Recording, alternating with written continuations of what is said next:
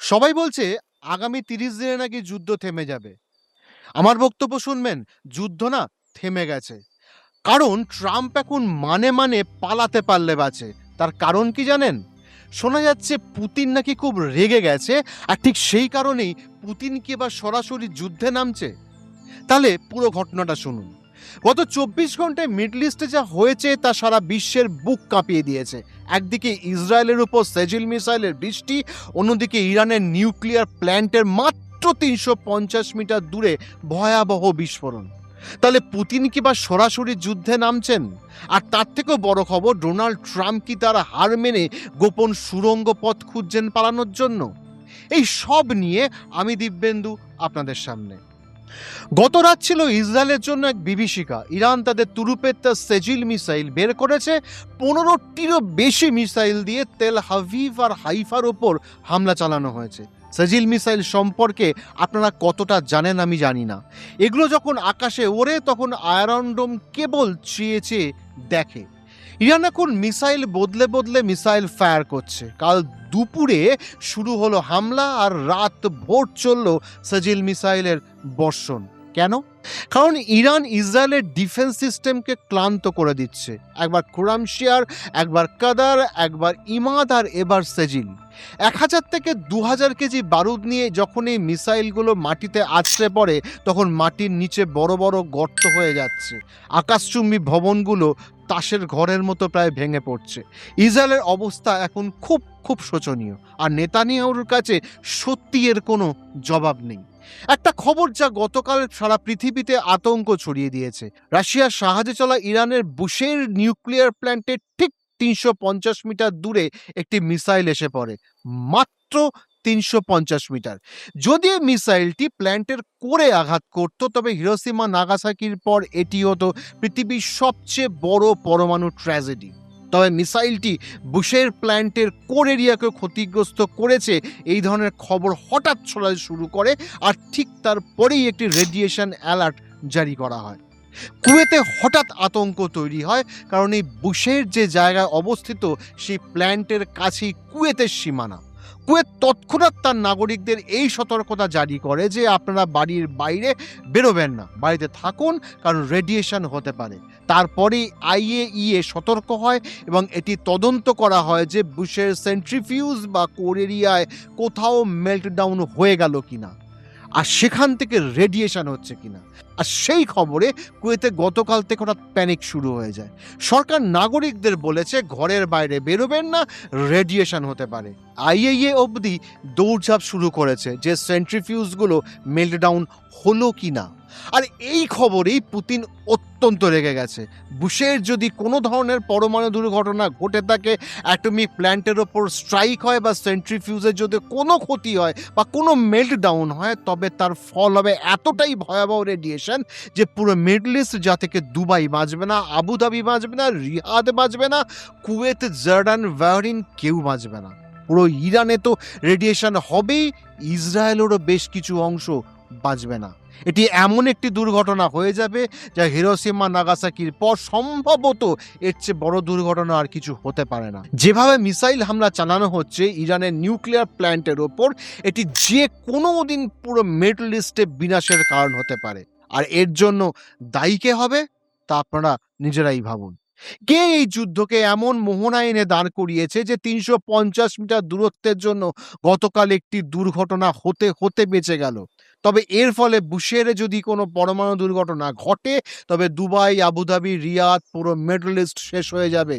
Putin পরিষ্কার বলে দিয়েছেন, বুশের প্ল্যান্টে যদি কোনো আমেরিকান প্ররোচনায় আঁচ লাগে তবে রাশিয়ার নীরব দর্শক থাকবে না।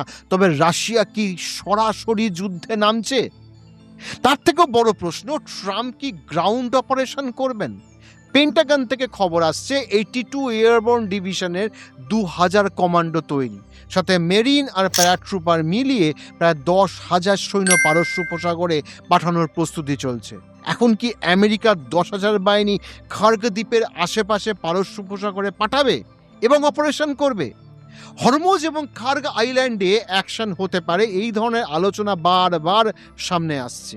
আমেরিকার সেন্ট্রাল কমান্ড যারা এই মিডল ইস্টে পুরো অপারেশন দেখে তাদের আরও 21 দিন যুদ্ধের জন্য প্রস্তুত থাকার কথা বলা হচ্ছে। কিন্তু ইরান কি বলছে? ইরান বলছে আপনারা আরেকটু কাছে আসুন, আমরা তো অপেক্ষা করছি।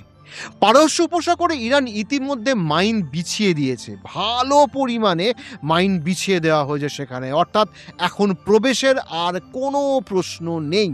আমেরিকার কোনো বড় যুদ্ধজাহাজ এখন 1000 কিলোমিটার ভেতরে আসার সাহস পাচ্ছে না।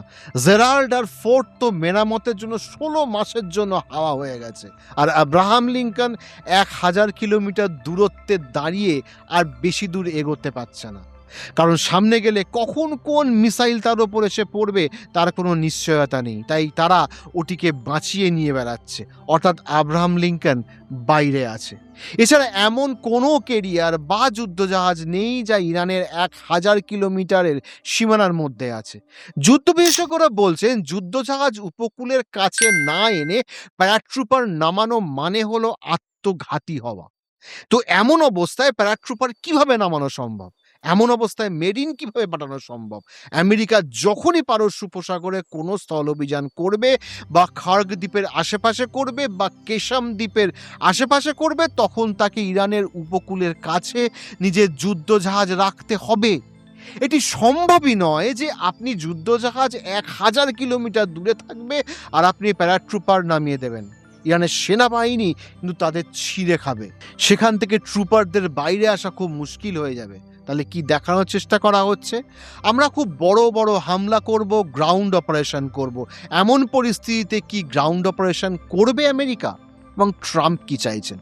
এটি বোঝার জন্য আপনাকে 2 থেকে 3টি জিনিস খুব মনোযোগ দিয়ে বুঝতে হবে। ট্রাম্প বা নেতানিয়াহু কি দেখানোর চেষ্টা করছে আমাদের, আর আসলে কি হতে যাচ্ছে বা হবে। তবে ট্রাম্প কি এটা মেনে নিয়েছেন যে আমাদের এই ইরান মিশন ব্যর্থ হয়েছে? জেডি ভান্স গতকাল হঠাৎ কেন বললেন যে আমেরিকা যুদ্ধে জিতে গেছে? আসলে আমেরিকা এখন পালানোর পথ খুঁজছে। ট্রাম্প বুঝতে পেরেছেন ইরানকে হারানো অসম্ভব, তাই তারা এখন সম্মান বাঁচাতে মার্চিং ব্যাক বা ফিরে আসার প্রোগ্রাম তৈরি করছে। আর মনে করা হচ্ছে যে আমেরিকা ইতিমধ্যেই ইরান থেকে তাদের দলবল নিয়ে ফিরে আসার প্রস্তুতি নিয়ে ফেলেছে এবং বড় জোর আর 2 থেকে 4 দিন ইরানে হামলা হতে পারে, সেটিও B2 বোম্বার দিয়ে, এবং এয়ার স্ট্রাইক হতে পারে। তারপর আমেরিকা নিজেই ঘোষণা করে দেবে যে আমরা জিতে গেছি এবং এখন আমরা ফিরে চললাম। আর যদি হরমুজ প্রণালী এভাবেই বন্ধ থেকে যায় তবে পুরো দুনিয়ায় হাহাকার পড়ে যাবে, পেট্রোল শেষ হয়ে যাবে এবং তারপর কি হবে আপনারা ভাবুন। শেয়ার বাজার কোথায় যাচ্ছে, পুরো আরব দেশগুলোর ব্যবসা বন্ধ হয়ে যাচ্ছে, পুরো পৃথিবীর সিইওরা ডোনাল্ড ট্রাম্পের উপর চাপ তৈরি করছেন যে ভাই কিছু একটা করুন দ্রুত, না হলে পুরো পৃথিবী মন্দায় চলে আসছে। ব্যবসার চাপ, বড় চাপ, যেটা ট্রাম্প খুব ভালো বোঝে। আর শেয়ার মার্কেট তো ট্রাম্প খুব ভালো বোঝেই। যেদিন কোনো ঘোষণা হবে তার আগেই ট্রাম্পের বন্ধুরা বিভিন্ন শেয়ার কিনে রাখছে, তার ফলে যেদিনকে পাম্প অ্যান্ড ডাম্প হচ্ছে, যেই ঘোষণা শেষ তারপরেই সেটাকে বেচে দিয়ে বেরিয়ে যাচ্ছে।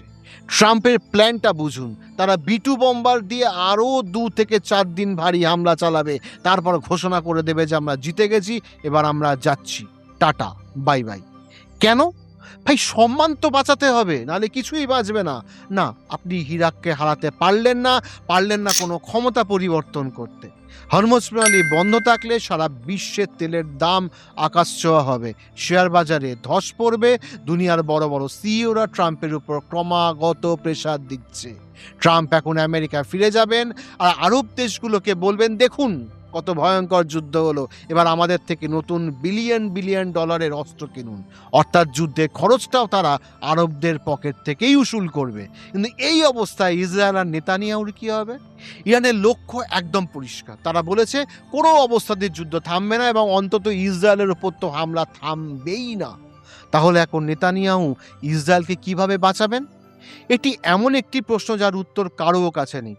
প্রতিদিন যেভাবে মিসাইল ছোড়া হচ্ছে এবং কুয়েত থেকে যা ছবি এসছে, কুয়েত এয়ারপোর্টে ভয়ার্থ ড্রোন অ্যাটাক হয়েছে, বাগদাদে আমেরিকান ঘাঁটিতে হামলার ছবি ভাইরাল, ইরাকে যে আমেরিকান বেস রয়েছে তা কেঁপে উঠেছে। এরবিলের ছবি দেখেছেন আপনারা, বড় বড় হাই রাইজ হোটেলও সরাসরি ড্রোন স্ট্রাইক হচ্ছে। দুবাইতে তো সাইরেন থামছেই না। কখন যে আবার ড্রোন অ্যাটাক হবে তার কোনো নিশ্চয়তা নেই। ঠিক একই অবস্থা সৌদিরও। ব্রিটেনের MI6 এর প্রাক্তন প্রধান অ্যালেক্স ইয়াঙ্গার পর্যন্ত মেনে নিয়েছেন যে এই যুদ্ধে ইরান, আমেরিকা আর ইসরায়েলের উপর বিশাল জয় পেয়েছে। ইরান সারা বিশ্বের অর্থনীতিকে হাঁটু গেড়ে বসিয়ে দিয়েছে। ডোনাল্ড ট্রাম্পের কাছে না আগে কোনো পরিকল্পনা ছিল, না এখন কোনো পরিকল্পনা আছে। এবং এখন তো পরিস্থিতি এমন যে কোনো ধরনের অপারেশন বা গ্রাউন্ড অপারেশন করার যদি চেষ্টা করেন, তবে তার প্রতিক্রিয়া রাশিয়া কি দেবে তার উপর ডিপেন্ড করবে। ইরানের সেনাবাহিনীর প্রতিক্রিয়া তো পরিষ্কার। তারা বলছে, আমরা অপেক্ষা করছি, আপনারা আসুন, আমরা আপনাদের জন্য তৈরি। আপনারা শুনে থাকবেন যে পাকিস্তানের তরফ থেকে একটি 15 দফা কর্মসূচি আমেরিকা পাঠিয়েছে ইরানের সাথে আলোচনার জন্য। যদি সেটা মেনে নিয়ে মান বাঁচিয়ে ট্রাম্প বেরিয়ে আসতে পারে তো ভালো, না হলে সবার মন থেকে আমেরিকার ভয় পুরোপুরি চলে যাবে। আপনাদের কি মনে হয়, ট্রাম্প কি সম্মান বাঁচাতে যুদ্ধ থেকে পালিয়ে যাবেন, নাকি নাকি কাল সকালে আমরা আরো ভয়ঙ্কর কোনো মিসাইল হামলার খবর শুনব? আমি তৈরি প্রপার নিউজ আপনাদের কাছে পৌঁছানোর জন্য। আপনারা তৈরি তো?